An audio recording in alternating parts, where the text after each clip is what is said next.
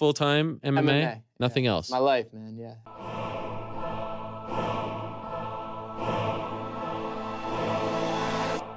Back to the daily grind. Thanks for checking out the channel. Make sure to hit subscribe if you're new and hit thumbs up if you're not a baby back bagel biting bitch boy, cause you know what time it is. It's full time MMA. and it's time for UFC 217 Madison Square Garden. George Rush St. Pierre versus Michael the Count Bisping. Official main card predictions. Let's fucking go. I almost don't want to do these yet because we've got 2 fight cards coming up to this fight, but this fight is in 3 weeks, and I know this is going to be one of the biggest cards in UFC history. This is going to be definitely the biggest card of this year, not counting UFC 219, which hasn't happened yet, where Conor McGregor's likely fighting Tony Ferguson, but that's for another day. But this is UFC 217. We've got 3 title fights. We've got Michael the Count Bisping versus George Rush St. Pierre for the UFC middleweight title. George St. Pierre's returning from a 4-year retirement. He retired after a super controversial split decision win over Johnny Hendricks. George St. Pierre retired in 2013. One thing about that is USADA came into the UFC in 2015. So George St. Pierre, he's never popped dirty himself, but a lot of the guys that he had fought have since then, in particular Johnny Hendricks. So the thing about that is GSP said that's why he left the sport. Part of the reason is the steroids in the sport, and he alluded to Johnny Hendricks. He also said stuff about concussions and stuff. But now that USADA's in the picture, coming back, and he might feel like it's a level playing field, because that's definitely the case for Michael Bisping. Michael Bisping has been undefeated since USADA came into the UFC. 5 wins. His last loss was to Luke Rockhold, which he avenged when he won the middleweight title from Luke Rockhold. He was a huge underdog in that fight. Came out, got the W, shocked the world, defended his title versus Dan Henderson, and now he's going to be defending his title versus George St. Pierre. There is an interim title holder here, Robert Whittaker, but he's not getting this fight because he got injured when he was winning the interim title fight. So GSP's coming through and skipping the line and returning to a new division. Man, I'm not gonna spoil my prediction in this. If you got me on Snapchat, if you added me on Snapchat, you already know my prediction, because fucking Snapchat gets everything first sometimes, right? So with that being said, George St. Pierre, man, he's fucking a legend of the game. Only 2 losses in his career. But you know what? We'll save that for when we break down that fight specifically. We've also got 2 more title fights. We've got TJ Dillashaw versus Cody Garbrandt on this card. That fight, there's a whole lot of fucking heat. There's a rivalry there. Former teammates. Fucking both of these guys are now UFC champions, or former UFC champions. TJ Dillashaw used to be the title holder. Cody Garbrandt's the current champion. There's a lot of fucking history here with this fight we can get into when we talk about this fight. This is a bantamweight title fight. Cody Garbrandt, a knockout artist. TJ Dillashaw, one of the most well-rounded fighters in MMA, in my opinion. We've also got another title fight, undefeated women's strawweight champion Joanna Jędrzejczyk fighting Rose Thug Namajunas. That's gonna be a good fight. Maybe not as hard to pick. You can probably guess my pick on that fight. I don't even really got to spoil that one, but still gonna be a great fight. We've also got Jorge Gamebred Masvidal, one of my top favorite fighters in the game. I gotta do like a tier list, because I got so many fucking favorite fighters. Pretty much it would be easy for me to name my not favorite fighters, but anyways, I'm gonna have to do a tier list in the future of my fucking, you get the point. So with that being said, Jorge Masvidal's coming through and fighting Stephen Wonderboy Thompson. Stephen Wonderboy Thompson's lost 2 times in his career, although the UFC has it down as once. He did lose to Matt Brown and Tyron Woodley, and then he had a draw with Tyron Woodley, which a lot of people considered a loss, because it was more dominant of a... He did more damage in that fight, and he did more in that fight than the fight that they actually scored a win for Tyron Woodley. So, but that's fine. He fought the current UFC champion Tyron Woodley 2 times. He's beat Rory McDonald. Stephen Wonderboy Thompson, I believe, is 13-2-1 in his career. He is what are they the same age, him and Jorge Masvidal? I forget, but either way, man, Jorge Masvidal, one of my favorite fighters. He's like what, 32-12. Let me pull that shit up, dog. I got it right here. Jorge Masvidal. Yeah, he's 32-12. Stephen Thompson's 13-1. Jorge Masvidal though, he's got triple Stephen Thompson's fights, yo, and they're I got fucking UFC.com up right here. I don't want to fucking. Oh, duh, I did all these fucking notes. My bad, y'all. Okay, so Stephen Wonderboy Thompson, Jorge Masvidal. Man, Jorge Masvidal's got 12 losses, but I swear to God, he's up there for some of the most split decisions losses in his fucking in the career. Like in fighting, he's got so many split decision losses. His last 4 losses are all split decisions, and Jorge Masvidal, I don't know if it's his karma from when he was young. You know, he came up in the street fighting days. He came from the streets. You know, that's why part of the reason I like him so much, because I fucking connect with that. So he gets robbed a lot by judges or whoever the fuck. He's fought all around the world. He's not a guy that's got to pick his career and pick and choose his fights and take the fights he wants. No, he's kind of like the Diaz brothers, and he takes the fights he can get, and he'll take them wherever he can get them. He's a fighter. He's not an athlete that can fight. He's not somebody that just got in MMA because it's the cool thing to do. This dude was fighting before MMA was even popular to me. I didn't even know what the fuck. Well, I might have. It was in high school and shit, but no, I don't think I did, because back whenever I was watching Kimbo street fights and shit, and I didn't even know who Jorge Masvidal was at the time, and now when you go back and watch it, you're like, oh shit, that was him. I remember that shit. That's crazy. I mean, Jorge Masvidal, I was saying wasn't even thinking about UFC back then, because I would have been like, damn, why ain't this dude in the UFC? But no, I didn't know about Jorge Masvidal really for a while. I mean, now he's on everybody's radar. It's really good to see him getting these fucking fights, especially on this card at Madison Square Garden.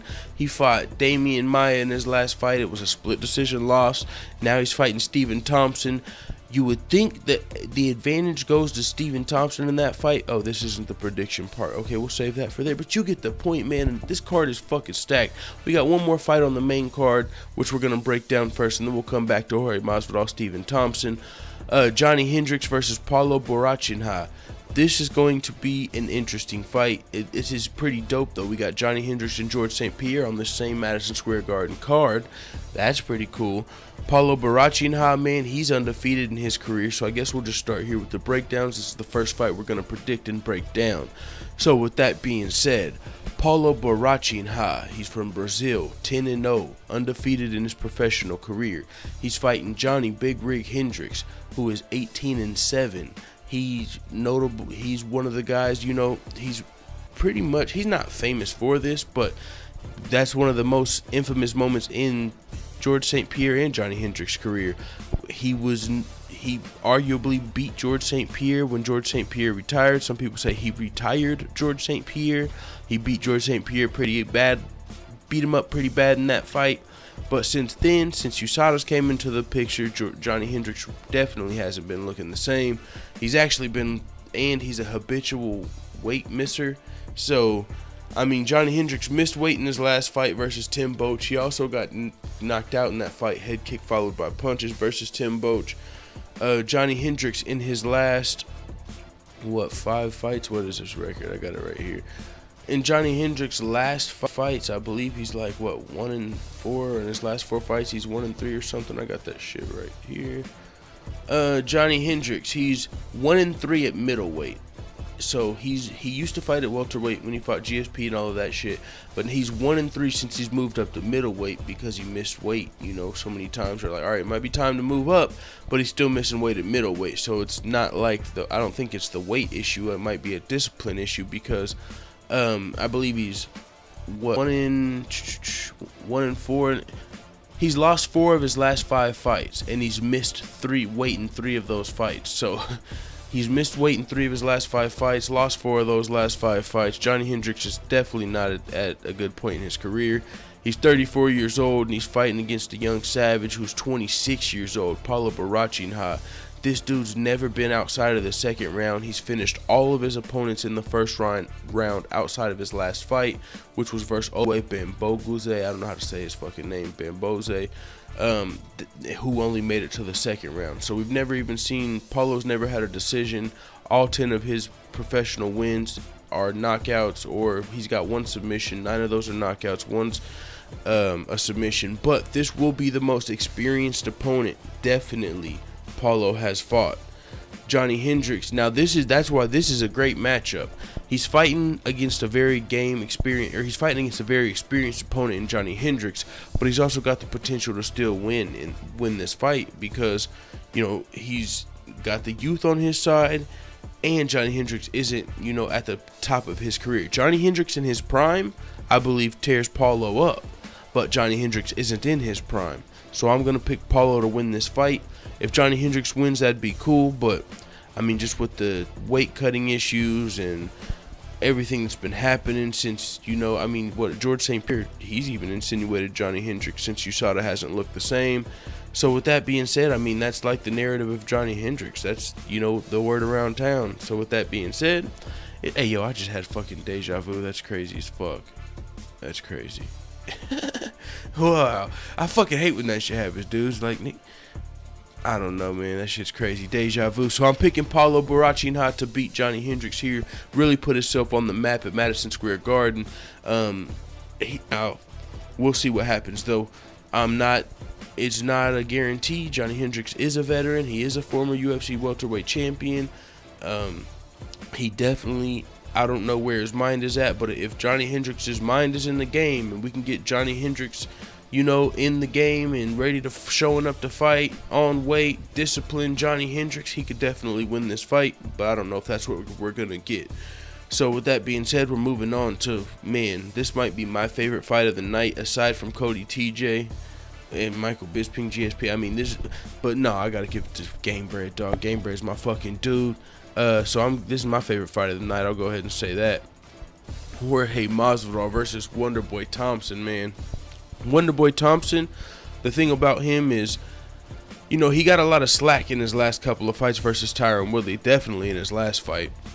I mean, a lot of the slack went to Tyron too, but because it was a boring fight, and it was pretty much Stephen Thompson's fault. I mean, it's not all his fault for sure, but his style, he's a counter striker, kind of like Holly Holm. And one of the critiques about Holly Holm is she can be boring when she fights. Like in her Betch Correia fight, it was boring really until Betch Correia started taunting her and then got knocked out. And that's kind of like Wonderboy's fights. It's pretty much boring, but then he'll just knock a guy out. That's why it's not boring to me when I watch Wonderboy fight like Tyron Woodley, because I know in the blink of an eye, one of these guys can get knocked out. Even though there's not a lot of action right now, if Tyron comes forward, Wonderboy can knock him out. If Wonderboy tries to, you know, go away from his game plan, you know, it can happen. It's not just like, you know, oh, these guys aren't going to, you know, nothing's going to happen in this fight. I was on the edge of my seat, even though it never paid off. So I'm a fan of Wonderboy Thompson. The last fight versus Tyron Woodley, you gotta fucking shake it off. He hasn't fought since then, if I'm not mistaken, right? I don't want to fucking. I know Masvidal fought Maya in his last fight, split decision, lost. I'm just doing all this off the top of my head, and I wrote all these goddamn notes up. Stephen Thompson, 13-2-1. He's 6-2-1 in the UFC. He's 34 years old. He's got impressive, notable wins over Rory McDonald, Johnny Hendricks, Jake Ellenberger, Patrick Cote, and Robert Whittaker. He's got 2 losses in his career to Tyron Woodley and 1 to Matt Brown, and then also all to Tyron Woodley, the current champion. Jorge Masvidal, his last 4 losses were all split decisions, or he could be on an 11-fight win streak because he is 7-4 in his last 11 fights, and all 4 of those were split decisions. I mean, I always go back to the Ali Aquinta fight because whenever I started doing all of my research and, you know, realized who Jorge Masvidal was and the history with the Kimbo fights, and realized that I recognized him from there, and realized now he's in the UFC after a road of fighting all around the world in different organizations, just, you know, doing what he had to do with the professional fighting career, man. Jorge Masvidal, he's a fighter's fighter, and he's also younger than Stephen Wonderboy Thompson. He's 2 years younger than Stephen Wonderboy Thompson with 3 times the professional fights. He's got hands out of this world. He's been fighting forever, man. Jorge Masvidal really, man, to me is, I mean, he's super underrated. Even though now he's starting to get his shine, he's super underrated, bro. Even though Jorge Masvidal is a counter striker, even though Stephen Wonderboy Thompson is a counter striker and Jorge Masvidal you might think is a bad matchup, versus Stephen, because it's like Masvidal is a striker. That's what you think of when you think of Jorge Masvidal. Really, his hands. He's also got some impressive kicks and shit. He's well rounded as fuck. But you don't think of him going in there to take a guy down. You don't think of him going in there to wrestle fuck a guy. You don't think of him going in there to choke a guy out and use his jiu-jitsu. Not Jorge Masvidal. No, sir. That's not what we're thinking about. Thinking about him going in there and fucking somebody up. Most likely with them hands of steel. With them motherfucking hands out of this world, as I always say. One of my favorite fighters, and he loses a lot of split decisions. But what I was going to say is the fight versus Ally Quinta. And that's the thing. Jorge Masvidal used to fight at lightweight, but he said, hey, if I'm going to keep getting fucking robbed in these fights that I win, and then they raise the other guy's hand, I'm not going to keep eating this bullshit, strict ass diet and cutting all this weight if I'm gonna get robbed. Fuck that. I'm going up to welterweight. And up at welterweight, hey, who would have thought? He's still up here fucking smoking dudes. He's losing split decisions, but beating these guys. He's one of the guys. Jorge Masvidal, I think, should be on the pound for pound list. Jorge Masvidal is definitely in the top 25 pound for pound fighters on the world. I don't know if he's in the top 15 yet. Maybe if he beats Wonder Boy and then can fight Woodley, something like that. Maybe a little more shine and he'll be in the top 15, but you get the point. Jorge Masvidal's underrated as fuck to me. He loses a lot of split decisions. I don't know if that's his fucking karma from robbing dudes. This is a joke, but he comes from the streets. Maybe he used to rob dudes, so now that he gets robbed by the judges, that's a joke. You get the fucking point though. Fucking, I don't know what it is, man. I don't know if the judges feel like he's not as marketable or because he's wild. I don't know why he loses all these split decisions, but it's fucking bullshit to me. Maybe it's because he's got a fucking, no, that's not it. I was gonna say a fucking neck tat or something, but fuck, what the hell am I thinking? It's 2017. He's just coming out here with face tats and fucking get the fuck out of here. That's definitely not a problem. So I fucking love Jorge Masvidal, man. Easily one of my top I was gonna say one of my top 5 favorite fighters, but I got so many that's too hard to say. Definitely I'll say one of my top 5 favorite fighters though, currently today fighting. Fucking, this is a heart pick even more so than this is a heart and a head pick for me, man. I don't want to see him with reckless abandonment come forward and get struck by the karate master, get counter struck by the karate master Stephen Thompson and get knocked out. I would hate to see that happen.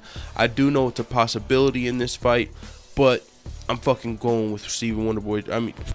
No, I'm not. I'm going with my boy, Game Bread, Jorge Masvidal, to get this win. So it is what it is, man. I can't not wait for this fight. I'm gonna be rooting for my dog Jorge. So with that being said, let's go to the first title fight of the night. Probably one of the easiest fights to predict on this card. No offense to Thug Rose, but Joanna Jędrzejczyk is the baddest bitch on the planet as far as female fighters are concerned today. Because really, with Chris Cyborg, what can we say? She doesn't have a division built around her. She might be going to boxing. She's fighting 135 pounders. I don't know. The whole steroid thing. It's only been caught once. Except for the therapeutic exemption, but Joanna's never been popped. You know what I'm saying? I don't know. I don't even know how that can. But you get the point. Joanna Jędrzejczyk, undefeated, 14-0, 8-0 in the UFC, 30 years of age, undefeated. She's coming off of wins over Jessica Andrade, who just smoked Claudia Gadelha in a fucking amazing performance, looking like little Cyborg. She's also got wins over Karolina Kowalkiewicz, Claudia Gadelha. She's destroyed pretty much everyone in her way since her split decision loss to Claudia Gadelha in 2014, which was a non-title fight, I believe. And she also avenged that loss. So it wasn't even a loss. It was a split decision win, though. And in that fight, she got taken down 7 times. So it wasn't a loss. But she got controlled a little bit with the takedowns in that fight, and she came back and avenged that split decision win, even though it wasn't really avenged because she did not lose, because she's undefeated. She still came back and won in a more dominant fashion versus Claudia. She's looking to tie Ronda Rousey's UFC women's title defense record at 6 title defenses. This will be Joanna's 7th UFC title fight. but she had to win her belt from Carla Esparza, as to where Ronda Rousey was kind of just given her belt because she came over as the Strikeforce champion. So she came over and she was given the UFC bantamweight belt. So she started off defending her belt. So this will be Joanna's 7th title fight, and Ronda Rousey only had 6 title fights, but it will still be tying Ronda Rousey's UFC title defense record. And she'll need one more fight after this to break that record. But Joanna, it's kind of like the Mighty Mouse situation here too, because it's like Rose, man, she's fighting Rose, who I love Rose. She's definitely a cool person, a fan favorite. But it's kind of like the Ray Borg situation. It's like, what? A title shot off of what? Ray Borg was on a 2-fight win streak. Rose Namajunas is just on a 1-fight win streak. She's only beat one person since her last loss. Rose Namajunas is 7-3 in her professional career, so she's got 10 professional fights. 6 of those are in the UFC. She's 4-2 in the UFC. She's 25 years of age. She's got impressive, notable wins over Michelle Waterson, Tisha Torres, Paige Van Zandt, and Angela Hill. Her only 2 losses in her career in the UFC are to Karolina Kowalkiewicz and Carla Esparza, both of which Joanna Jędrzejczyk has beat. Joanna's beat everybody that Rose has lost to, and all the other top contenders in the division. Joanna's more experienced as a fighter, more experienced in UFC competition. I mean, this is really a no-brainer here. I mean, and you know, the smaller you go in men or women's divisions, the less of a puncher's chance you have. You know, the bigger fighters have more of a chance of getting a knockout. So this is the smallest division you can get, which means Rose has the smallest puncher's chance possible. So I don't know what the odds are going to be on this fight, but if you want some fucking free money, you might want to just bet on Joanna, because unless she gets caught in some crazy shit, man, I don't see Rose really having much paths to victory in this fight. I don't see her outstriking Joanna. I don't see her controlling her with the grappling. I don't see her jiu-jitsu being able to control Joanna with her jiu-jitsu or anything like that. She's less experienced, younger, which, I mean, you got youth on her side, but it's not like Joanna's fucking going out of her prime at 30 years old. You're insane. Joanna Jędrzejczyk is looking to tie Ronda Rousey's record and then break it. This is a fucking step in that direction, and I don't see it as really much more of that. It's going to be a fun fight. I don't know. Man, Rose Namajunas, I like her, but I just don't. I hope she don't get beat up too bad this fight. That's the thing. It's like you know she's gonna get beat, but how bad is she gonna get beat is the question. You know, like, is she gonna get, who's that chick fucking Joanna was fighting? And I was like, holy shit, like that shit had me rethinking women in MMA. That's what that's what Joanna will do. She'll have you rethinking women's MMA when she's just punching the chick and she's not knocking them out, because, you know, she's just fucking clipping their shit up. Who was it, man? I gotta go to her record. I think it was Valerie Leach, or no, I think that was the fight. When she did to her, I was like, yeah, I would never want to see somebody that I love looking like getting fucked up like that. It kind of reminded me of Robbie Lawler versus Rory McDonald, but the female edition. It was kind of crazy. All right, I digress. You get the point. I'm picking Joanna Jędrzejczyk to win that fight. Next, we've got one of my this fight I'm definitely looking forward to as well, kind of like Stephen Thompson, Jorge Masvidal, Cody Garbrandt versus TJ Dillashaw for the men's bantamweight title in the UFC. There's a lot of rivalry here. These guys are former teammates. Cody Garbrandt's undefeated. TJ Dillashaw's one of them, kind of like Jorge Masvidal, but to a lesser extent. You know, definitely one of my favorite fighters. Man, both of these guys are 2 of my favorite fighters, Cody and TJ Dillashaw. But the thing is, this fight is really, really fucking hard to pick for me, man. This fight and the main event are probably the fights I had the hardest time with fucking picking, yo. My God. Fuck, I love TJ Dillashaw. Everything is pointing in my head to TJ Dillashaw winning this fight. Well, not everything, but most things. But they're former teammates. There's a lot of pressure on TJ. He's a little older. I mean, they're former teammates. But that could help either person. Cody Garbrandt's got that knockout power. TJ Dillashaw, his only, like, TJ Dillashaw, Cody Garbrandt's undefeated and TJ Dillashaw has 3 losses. All 3 of his losses are somewhat controversial, bro. I mean, not all to different extents. Okay, his first loss was to John Dodson in the Ultimate Fighter finale.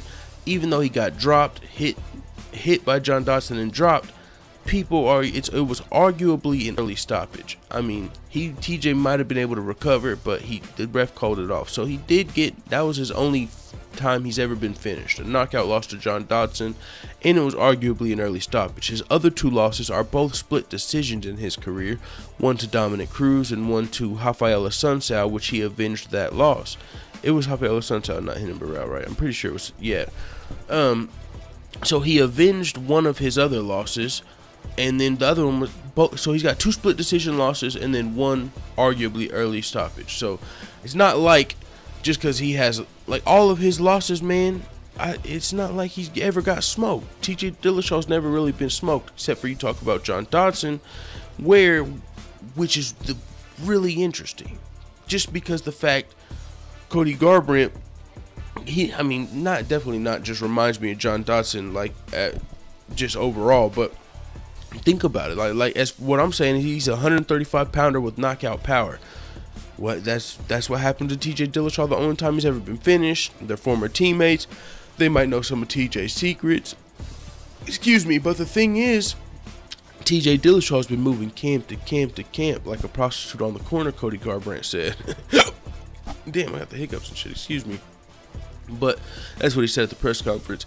So TJ Dillashaw's been learning new things, and even though Cody Garbrandt, has probably been learning new things too, he's been staying at Team Alpha Male, and he's probably been doing more teaching than learning. TJ Dillashaw's been going around and learning, not going around and teaching. I mean, Cody Garbrandt's learning too, but I'm sure, he's one of the figureheads at Team Alpha Male. So even though he's still learning, TJ Dillashaw used to be there. He probably knows what they're training. Okay, those guys spar hard and then they fucking wrestle a lot, and TJ Dillashaw's learning different things from different people, so that could help TJ Dillashaw, the fact that they former teammates. And so Cody Garbrandt, man, TJ Dillashaw has also beat tougher competition. He's more experienced in the UFC.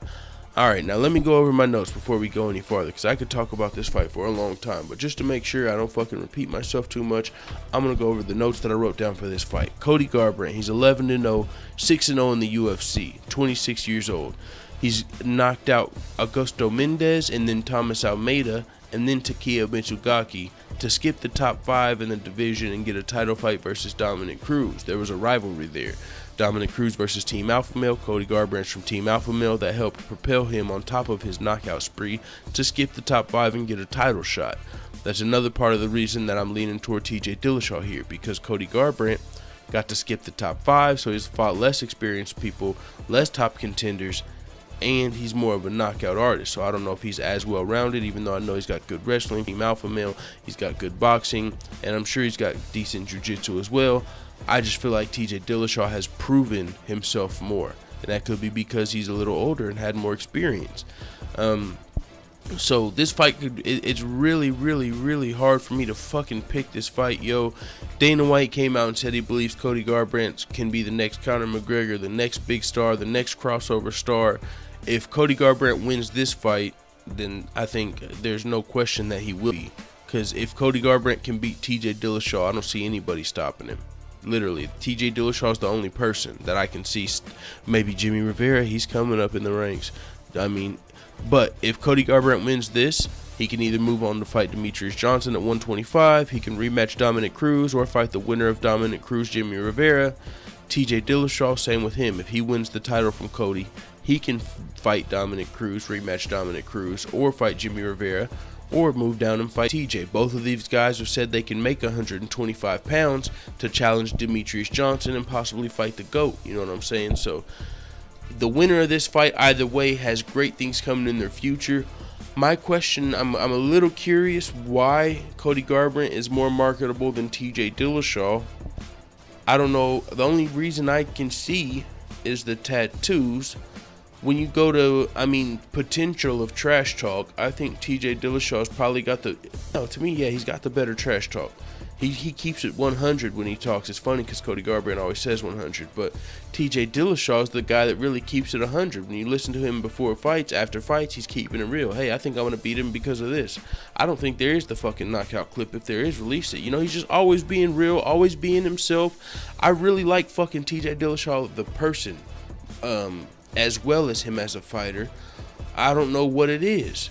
Cody Garbrandt, some of his trash talk can come off cringy sometimes. He's a little hot-headed. I don't know if that's more, maybe that's why it's selling. if you're hot-headed, is that a selling point? Or I don't know really why Cody Garbrandt is. I don't understand why Cody Garbrandt's so much more marketable than TJ Dillashaw, but the UFC is pushing Cody Garbrandt a little more than TJ Dillashaw. TJ Dillashaw got to fight at UFC 200. He got to fight on that big card, but he won against a top contender. Still got skipped for the title shot. Then he had to fight John Lineker, another top contender. Won and almost got skipped again for the title shot. So the UFC must not feel like he's very marketable, and he's been the champion before TJ Dillashaw, so maybe his pay-per-view numbers didn't do too hot. So maybe it is what it is. I'm sure they know what they're doing. And for Dana to come out and say he believes Cody Garbrandt can be that next fucking Conor McGregor big star, what's marketable? I don't know what it is. I mean, I do know tattoos is the new thing. I mean, it's 2017, motherfucker. If you ain't got tattoos, I guess you're lame or something nowadays. Ink my whole body, I don't give a motherfucker. I mean, it's literally just all through culture. Tattoos on your whole fucking body, full sleeves, on your neck, on your chest. And you see TJ Dillashaw doesn't really have any tattoos, I don't see. So maybe that's what it is, bro. Conor McGregor, he's got that thing going on, you know. Tattoos fucking everywhere. But when you compare their fighting resume, TJ Dillashaw is a former champion. He's fought more experienced guys. He's fought more top contenders. Cody Garbrandt's more of a knockout artist. He's fought less top contenders, but he's knocked some dudes out. The thing about Cody Garbrandt, why it would have been a very easy pick for me, just TJ Dillashaw easy, if Cody Garbrandt didn't look as good as he did versus Dominic Cruz in his last fight. He fucking went out there and outclassed Dominic Cruz pretty much. Fucking, he was dancing in the fight. I mean, when you look at the stats, actually, Dominic Cruz outstruck Cody Garbrandt, but when you were watching the fight, it didn't look like that to me. It looked like Cody Garbrandt was in there having his way. He was knocking Dominic Cruz down, dancing while he was doing it, lasted all 5 rounds with plenty of energy. So the way that he beat Dominic Cruz really let me know he's the real deal. It's not just like a knockout artist that got skipped to the title and got lucky with some knockouts. You know, that might lose to a well-rounded fighter. You know, that's what they say about some of the knockout artists. You know, oh, but can they, are they getting good matchups, or are they actually well-rounded? You know, like Mike Pierre, he lost to Alan Jouban, so now the question is, how's he going to do against a guy that's not going to brawl with him? How's he going to do against a guy that tries to avoid the knockout punch and, you know, stay at range and just pick you apart and take you down?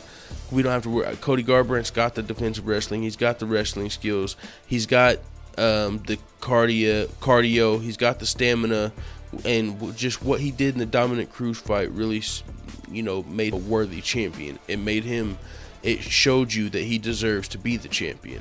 So whether you think he skipped the top 5 and didn't deserve the title shot, his performance in the championship fight showed that he deserved the title shot.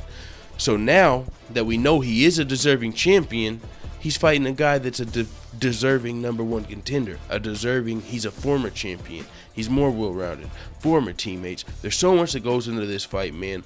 I'm going to lean with my boy TJ Dillashaw to win the fight, but I'll tell you this. If Cody Garbrandt comes out here, this is kind of like the Conor McGregor-Jose Aldo fight to me. If Cody Garbrandt comes out here and beats TJ Dillashaw in impressive fashion, there's no more questioning Cody Garbrandt for me. I mean, even though Jimmy Rivera is a game opponent and Mighty Mouse is a game opponent, I'm picking Cody Garbrandt if he can beat TJ Dillashaw, because TJ Dillashaw's my fucking dude, and I think he might be the best bantamweight on the planet aside from Cody Garbrandt, maybe Dominic Cruz, unless he gets this win. I mean, just because he lost that fight to Dominic Cruz. So I mean, and one of the things is, man, Dominic Cruz, you know, he's been dealing with injuries in his career, so he said that had something to do with the Cody Garbrandt fight. But just, this is a long shot, but think about it. This could be the case. Cody Garbrandt knocked out 2 dudes. He's got to skip the top 5. And when he fought Dominic Cruz, was Dominic Cruz's injury hurting him? I don't know. But the way he beat Dominic Cruz was very impressive. If that was a healthy Dominic Cruz, then everything I said still stands. But if he skipped the top 5 and then beat not so healthy Dominic Cruz, then I would definitely be picking TJ Dillashaw to win this fight. So I don't know what's going on here, but this is definitely Cody Garbrandt's fucking moment to me. If he wins this fight, to me, There's no more questioning this dude right here, and I'll be on the white bandwagon of him saying Cody Garbrandt's probably that next big thing. I'm gonna have to start fucking getting super hyped for all of his fights, because TJ Dillashaw is that fucking dude to me. That if anyone can beat Cody Garbrandt, it's gonna be TJ Dillashaw. So I think I've said enough on this fight. I'm giving the slight edge to TJ Dillashaw, although if Cody Garbrandt wins, it's not like it's gonna fucking shock me. This was a really fucking hard fight to pick, so whew, TJ Dillashaw it is.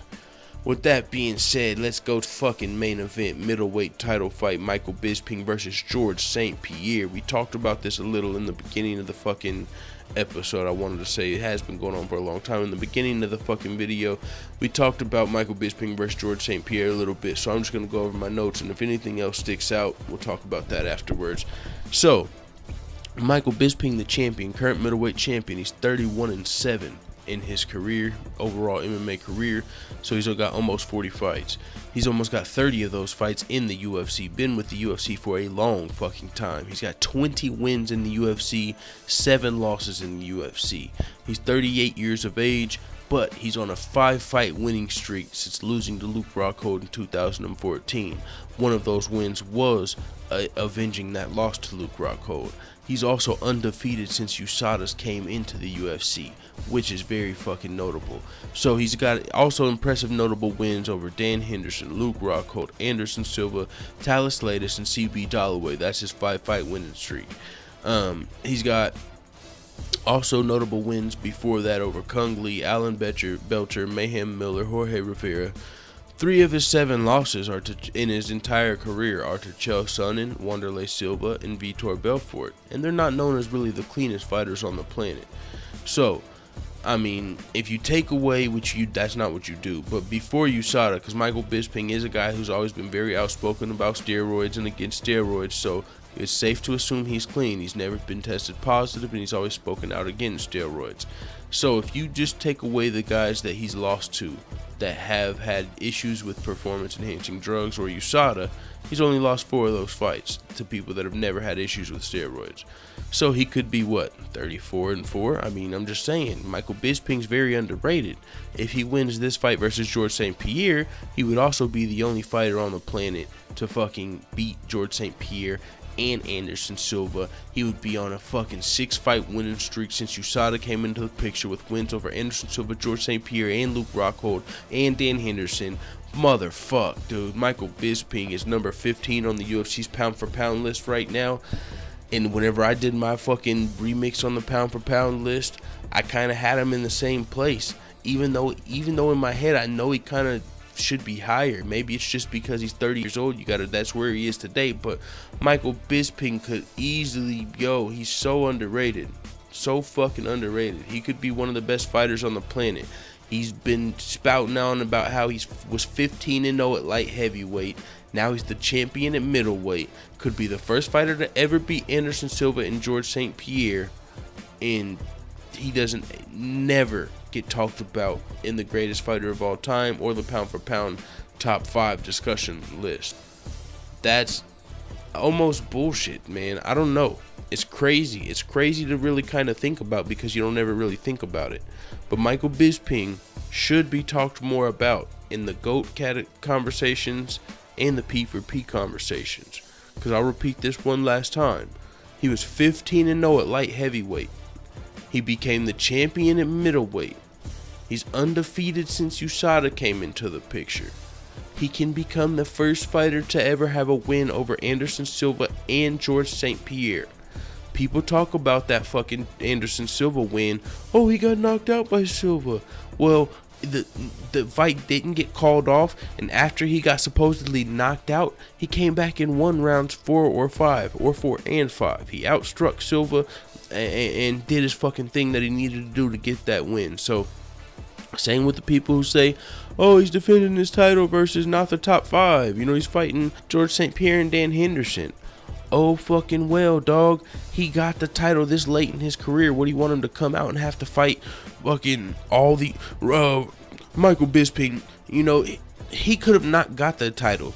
He fucking stepped in on short notice to fight Luke Rockhold and shocked the world, won the title.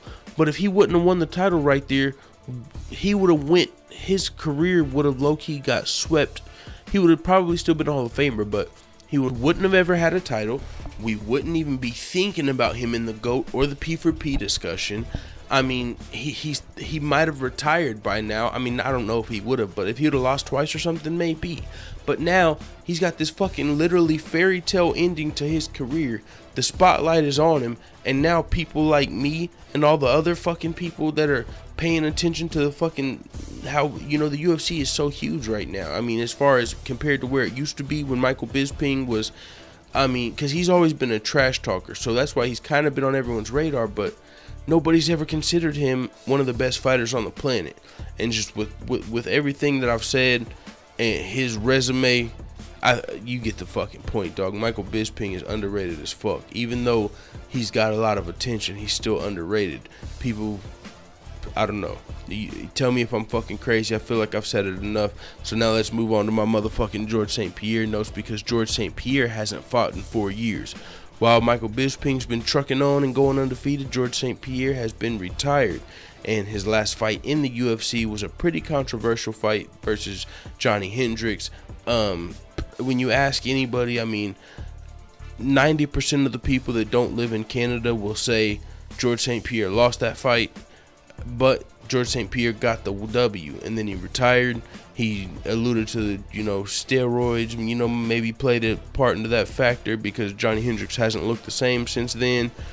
Since USADA came into the picture, George St. Pierre, though, he's one of the greatest fighters of all time, and he gets talked about it. Now, Michael Bisping, no one ever talks about. George St. Pierre does, and maybe it's because he defended his title so long, and, you know, he's got 10 successful title defenses. He's under Anderson Silva and Demetrius Johnson for most UFC title defenses. He's fucking fought legends, beat so many people, but the thing is, he's coming back from a 4-year break to the biggest stage, Madison Square Garden, and man, he's also moving up a weight class, so he's going up to 105. He used to fight at 170. That's where he was the champion. So he's also a wrestler. He's got a wrestling base as far as, you know, MMA. That's what he's known as. He's not known for his striking, even though he's got solid striking in jiu-jitsu. He's known for his wrestling. He's known for taking a guy down and controlling him. So when does wrestling have is it most useful? When you have a size advantage. Well, he's got a size disadvantage going into this fight, so he can't rely on his wrestling as much. Now, he's been working with Freddie Roach, so we're sure he's been working on his boxing and his striking, and he's going to maybe try and stand with Bisping a little, but he's going to probably go back to his wrestling. That's where he's had his most success. So the fact that he's fighting a bigger guy, his wrestling isn't going to be as effective. He's fighting a guy that's been fighting. He's fighting on a huge stage. I don't know if ring rust is going to be a thing here, but if it is, he's fighting on a huge stage, Madison Square Garden, in the main event, coming back, fighting Michael Bisping, who's going to be in his head talking trash the whole way up to it. I mean, accusing him of steroids at every press conference. He's got, I don't know, this is a lot of pressure on George St. Pierre. He's only lost twice in his career, I believe, right? Yeah, it's not 3 yet. I know it's twice in the UFC, but only twice in his career. George St. Pierre is 25-2 overall, 21-2 in the UFC. He's 36 years of age, so he's only 2 years younger than Michael Bisping, even though he's been retired for 4 years. He is the two-time UFC welterweight champion. He won the title the first time, and then he lost it before he was able to defend it. But then he won it back, so he was the two-time welterweight champion. He was upset by Matt Serra after winning the title from Matt Hughes the first time, but then he won the title back from Matt Hughes, avenged his loss to Matt Serra, defended the UFC title 10 times versus Johnny Hendricks, which was that super controversial split decision. He defended his title versus Nick Diaz, Carlos Condit, Jake Shields, Josh Koscheck, Dan Hardy, Thiago Alves. Who's Thiago Alves? I'm not fucking crazy. Yeah. BJ Penn, John Fitch, Matt Serra. He got beat up pretty bad in his last fight versus Johnny Hendricks before USADA. He hasn't fought in 4 years since USADA. He was beating everybody before USADA. GSP's never tested positive for PEDs, but he has been accused by fighters such as Nick Diaz and Michael Bisping. But USADA's here now, so it would be crazy. But no, he had to be in the USADA testing pool. I'm pretty sure he didn't get no guy. I know he didn't get no exemption like Brock Lesnar. So it ain't gonna be no show up, fight, test positive after the fucking fight. He had to get tested before. So safe to say GSP's clean. He's never had an issue. So I don't like whenever anybody accuses people of steroids who hasn't ever been caught on steroids. So even if you think you got the eye test going on or whatever, until somebody gets caught, I'm not gonna definitely fucking say I think they're on steroids. So with that being said, man, those are my predictions. I had to do it big for this one. I know it's been going on long, but you know, normally I just got that fucking this up the whole video, but I had to fucking go in depth with the fucking thumbnails and all that, because this is a huge card. This is gonna be a fucking great man, you got to get everybody together for this card. This is the fucking like McGregor Mayweather for UFC. If you're fucking at all interested in MMA, if you don't buy pay-per-views at all, this is the one to buy. This is the fucking fight card of the year, beside December 30th, which is coming up too. Man, fucking it is what it is, dog. We got two. This fight is in 3 weeks, I believe. We've got 2 fight cards coming up before that, which is Darren Till versus Cowboy Cerrone coming up next weekend, and then after that we got Lyoto Machida returning versus Derek Brunson. 2 also stacked cards. It is what it is, man. Thanks for listening. If you're still listening, hit subscribe if you hasn't hit subscribe. I got a lot of work to do, but it's full time. You know what the fucking deal is, man. Let the know what the fuck you tell me in the comments. I'm out.